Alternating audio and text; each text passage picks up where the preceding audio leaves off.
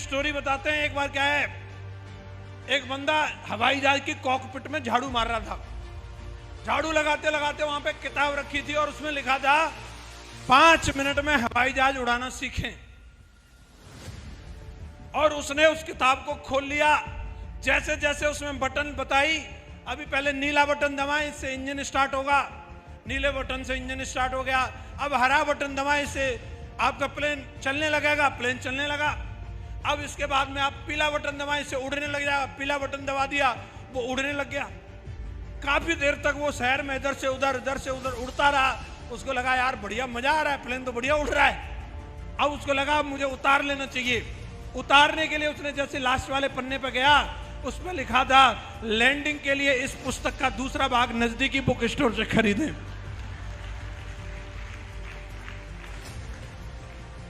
अब आप बताओ, हवा में उड़ रहा है, अब नजदीकी बुक स्टोर पे जाके उस किताब का दूसरा भाग ले पाएगा? कईयों का यही हाल है भाई साहब। उनको उड़ना आ रहा है, लैंडिंग कैसे होती है ये उनको मालूम। सेप्स ऑफ कंपनी को एक एक चीज आज हमारे सिस्टम के माध्यम से हमें ऐसी एजुकेशन मिलती है। हर सिचुएशन में हमें किस तरीके से काम करना है। आज यहाँ पर ऐसे ऐसे लोगों को, कोई किसान था वो डायमंड बना, स्टूडेंट था वो डायमंड बना, फौजी डायमंड बना, प्राइवेट नौकरी वाला डायमंड बना, मजदूर डायमंड बना, जूस वाला डायमंड बना, दूध वाला डायमंड बना। क्यों? क्योंकि मैं आपसे एक सवाल करता हूं, अगर एक 500 मीटर की दौड़ कराई जाए और उसमें एक बुढ़ा व्यक्ति है 70 साल का और एक जवान लड़का है 20-22 साल का और एक 14 साल की बच्ची है, तीनों को दौड़ाया जाए तो बताओ उस 500 मीटर की दौड़ में कौन जीतेगा? कौन जीतेगा? बच्ची जीतेगी, 20-22 साल का जीतेगा। अलग अलग जवाब हो सकता है, लेकिन मैं आपसे पूछ रहा हूं, अगर उन तीनों को अगर एक कार में बिठा दिया जाए तो तीनों एक साथ पहुंचेंगे कि नहीं? तो ये सिस्टम की पावर है। मैं अगर अपनी बात करूं, ये अब तक मैंने ये बताया आपको ये बिजनेस क्यों करना चाहिए, और एक वजह ये भी हो सकती है, ये मेरी अगर इस बिजनेस की बात करूं, मेरा इस बिजनेस का सफर जो रहा वो आपको थोड़े से शब्दों में मैं बताना चाहूंगा। इस बिजनेस में मैं जैसे आपको बताया 3 सितंबर 2004 को मैंने बिजनेस को ज्वाइन किया था। जो मेरी पिछले 19 साल 20 साल की जो जर्नी रही है, इस जर्नी को अगर मैं आपको बताऊं, एकदम से सारी चीजें नहीं आती। अभी वाली ये चीज देख करके तो आदमी लट्टू हो जाते हैं, वाह लाखों में दीवाने तेरे, वाह मजा आ रहा है। लेकिन भाई साहब शुरुआत कहां से हुई थी, समझ आ रहा नहीं आ रहा? तो ये जो जर्नी है, शुरुआत में मैंने 2 महीने काम करके इस बिजनेस से नोकिया 1100 मोबाइल लिया था। उस टाइम पे ये भी बड़ी बात थी। मेरे गांव में प्रधान जी के पास भी नहीं था तब जब मैंने फोन लिया था।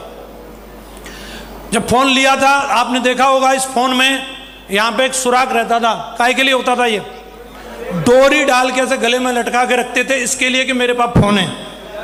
17 साल का था मैं तब मैंने फोन ले लिया। और जब फोन आता था, कभी कभार बचता था, ये गुरुजी लोगों का ही आता था, दौड़ के गली में जाते थे, हेलो, लोगों को पता चलना चाहिए फोन आ रहा है। मैं एकदम बहुत एक्साइटेड था, बिजनेस की वजह से मोबाइल मिल गया। 6 महीने के अंदर अंदर मैंने इस बिजनेस से स्प्लेंडर बाइक ले ली थी। और ये 2 अचीवमेंट 6 महीने के अंदर थे। पर्सनल मेरी खुद की बाइक थी, मेरी कमाई से एज एन स्टूडेंट, 18 साल की एज, और बाइक और मोबाइल 2 चीज मेरे पास थी। और मैं उस समय हवा में था एक्चुअली, या अलग ही। और मेरे एटीट्यूड की वजह से, मेरी मक्कारी की वजह से इसके बाद ऐसा ब्रेक लगा कि इसके आगे मेरे पास दिखाने के लिए कुछ है ही नहीं, कुछ भी नहीं, एक टाई तक नहीं। और यही एक इंपॉर्टेंट चीज है कि बाकी अगर मैं यहां अचीवमेंट दिखाऊंगा उसको देख के सब लट्टू होंगे, हाँ हाँ आन दो, हमारे को भी आन दो। लेकिन मेन बात यह है कि ये 2 चीज आने के बाद फिर नील बटा सन्नाटा, कुछ नहीं। 2006 निकल गया, एक टाई तक नहीं। 2007 निकल गया, 2008 निकल गया। सू की जय हो जय हो, मीटिंग में जाता है, आ जाता है। शादी भी हो गई थी उस टाइम पे मेरी, पापा भी बन गया मैं। स्थिति ये थी, मेरे रिश्तेदार मम्मी को चिंता रहती थी इसका क्या होगा, उनको बोलती थी इसका कुछ करवा दो, बोले सिक्योरिटी गार्ड में तो लगवा सकते हैं। और मैं आपको बता रहा हूं, जब व्यक्ति को समस्या आती है उसकी कोई कदर नहीं करता, कहीं भी पेल देंगे उसको। मेरी मैडम भी ऐसे मेरे को पूछ लेती थी, मैं दिक्कत क्या है, 8-10 हज़ार तो मिल ही जाएंगे, चले जाओ।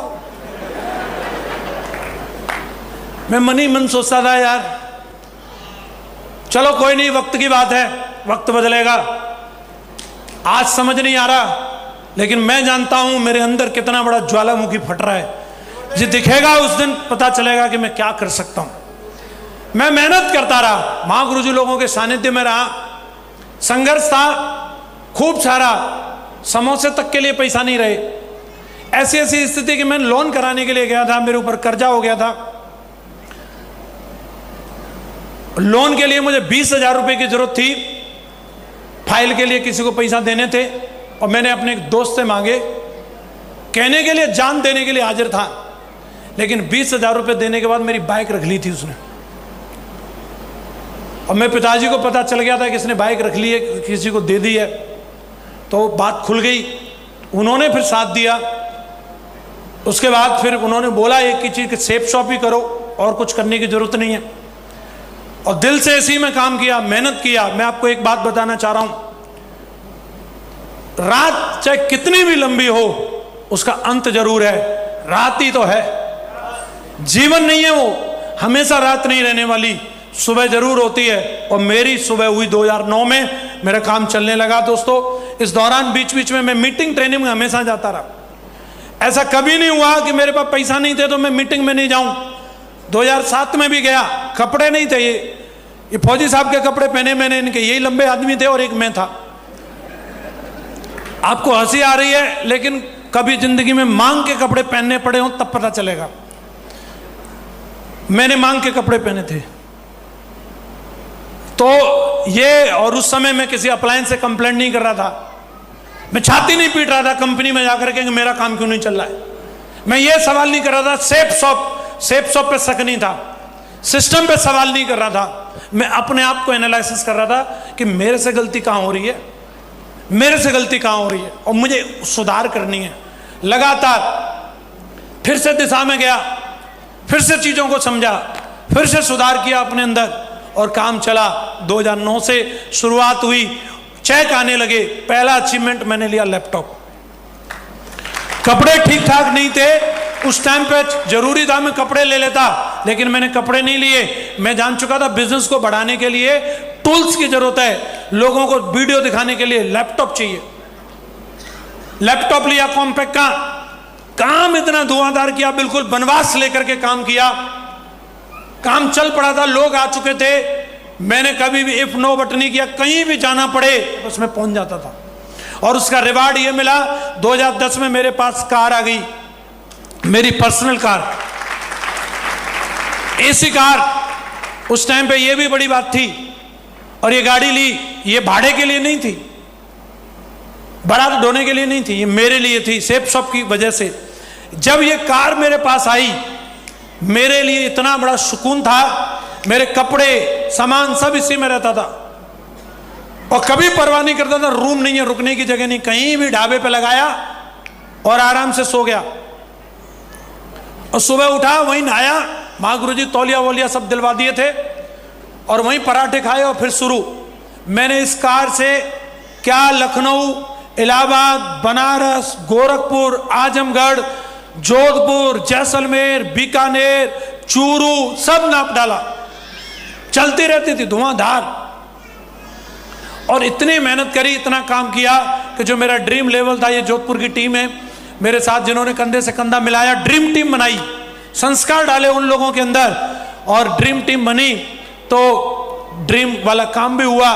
रूबी बना मैं जुलाई 2010 में, और उसी साल दिसंबर जाते जाते मैं डायमंड भी बना।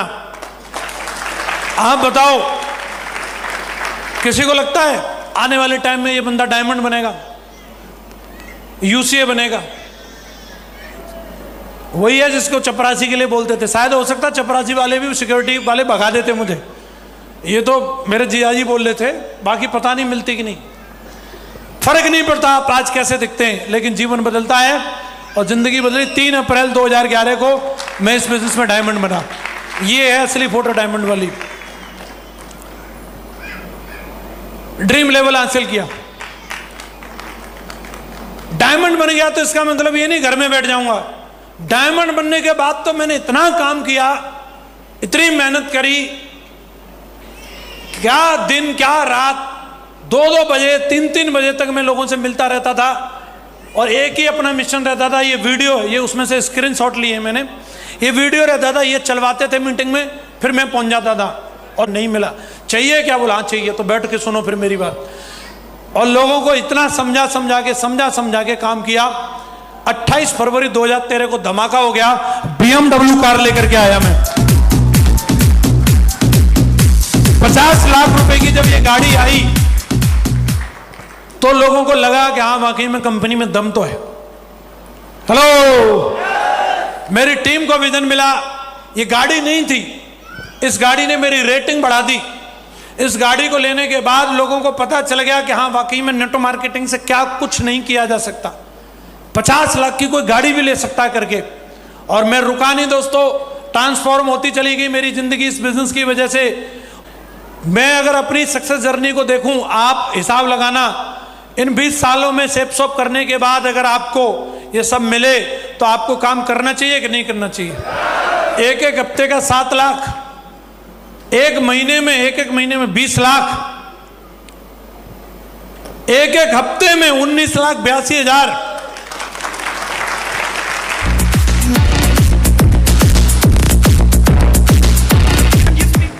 44,53,382 लाइन लगा के चेक सेप शॉप की वजह से। सब वसूल हुआ या नहीं हुआ? कितनी बार इस सूत मिल चौराहे से सादाबाद के लिए ट्रक में लटक के गया हूं मैं बता नहीं सकता कितनी बार। मुझे यह भी पता रहता था कौन सा टैंकर वाला है जो बिठा के ले जाएगा। मुझे सबके याद हो गए थे, सब इतने चक्कर लगाता था मैं।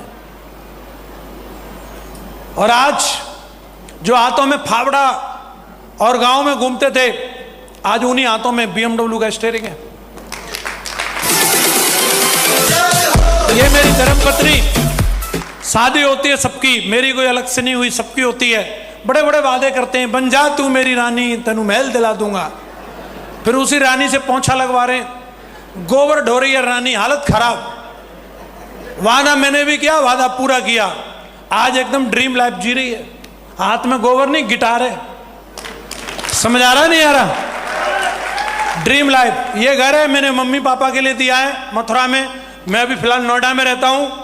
और एकदम इस बिजनेस की वजह से पहली विदेश यात्रा थाईलैंड गया था मैं, इसके बाद Nepal, Malaysia, Singapore, Hong Kong, Macau, Paris, Switzerland, चेक, Slovakia, Austria, Hungary, Russia, Maldives, Turkey, Vietnam, इतने सारे देशों में जा चुका हूँ।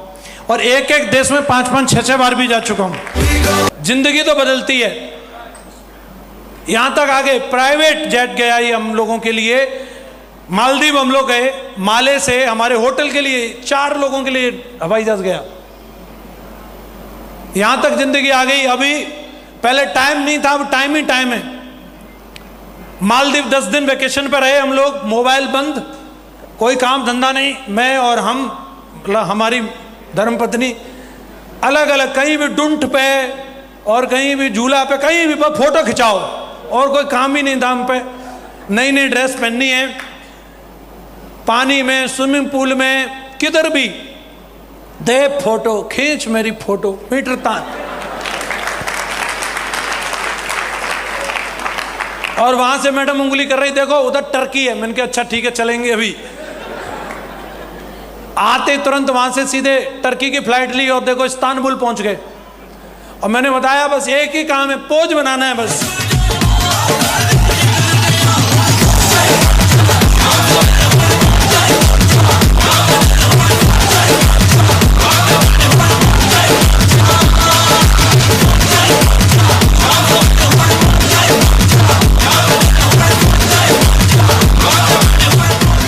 वहां भी कंपनी ने घूमने के लिए मर्सिडीज दी थी, क्योंकि कंपनी को मालूम है टाइगर हमारे यहाँ पे BMW मर्सिडीज से नीचे नहीं चलते। इसी में चलते थे हम लोग। कापाडोशिया में गए हम लोग, अभी देख रहे हो ना जारा, अरमानी, साला मीटर तना हुआ है। 23,000 की टी शर्ट है जो मैंने पहन रखी है। सही है जुगाड़? हेलो, आवाज आ रही है? आनी चाहिए। वहां पे हम सबसे महंगे होटल में रुके थे, कापाडोशिया के सबसे महंगे होटल में। हमारी बालकोनी से ये सुबह 5 बजे का दृश्य था। इस दृश्य को देखने के लिए बड़े बड़े सेलिब्रिटीज का सपना होता है। ये बैलून उड़ रहे हैं पीछे और हम लोग अपने रूम के बाहर खड़े थे। ये कंप्यूटर से बनाई हुई फोटो नहीं है, ये रियल है, इसे हम जी के आए। फिर वहां से आने के बाद वियतनाम, बीच में थाईलैंड भी गया मैं। डाल ही नहीं फोटो, बहुत ज्यादा है, पक जाओगे आप लोग। महागुरु जी लोगों का साथ रहता है, सेलिब्रिटियों की तरह जिंदगी है। एक झलक दिखा, थोड़ा इसको आवाज देना, क्या फीलिंग है, राजा महाराजाओं की तरह। सही है जुगाड़? बस तो और क्या है, यही बता रहा था मैं। लोग मिलेंगे इस सपने को चुराने वाले, अलग अलग बातें करने वाले।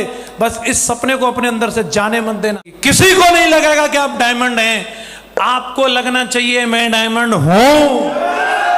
हेलो, मुझे देख के नहीं लगता था किसी को, लेकिन मुझे लगता था। आप में से किस किस को लगता है कि मैं डायमंड हूं? इस भरोसे को अपने अंदर बना के रखना।